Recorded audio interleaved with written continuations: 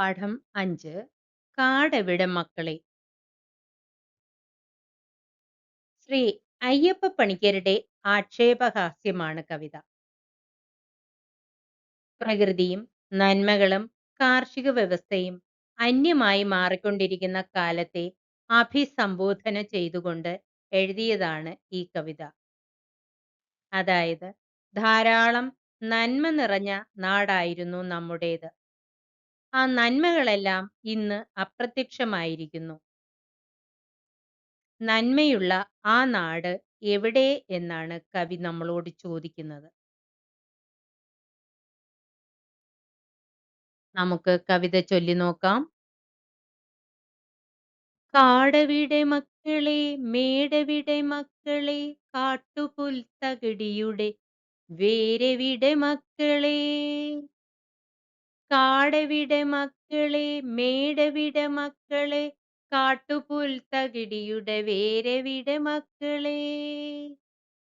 കാട്ടുപൂഞ്ചോലയുടെ കുളിരെവിടെ മക്കളെ, കാറ്റുകൾ പുലർന്ന പൂങ്കാവെവിടെ മക്കളെ.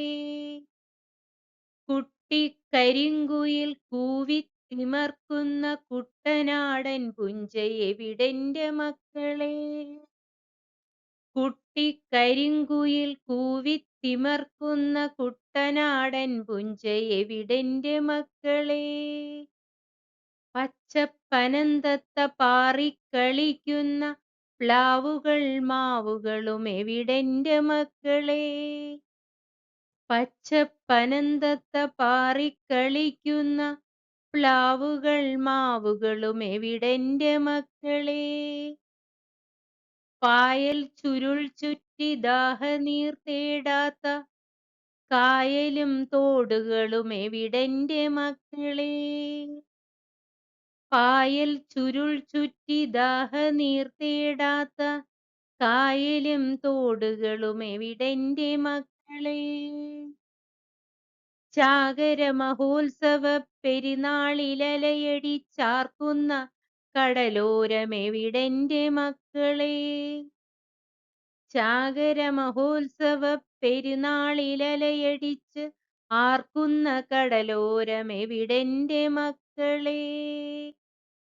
കാടവിട മക്കളെ, മേടവിട മക്കളെ, കാട്ടുപുൽത്തകിടിയുടെ വേരെവിട മക്കളെ.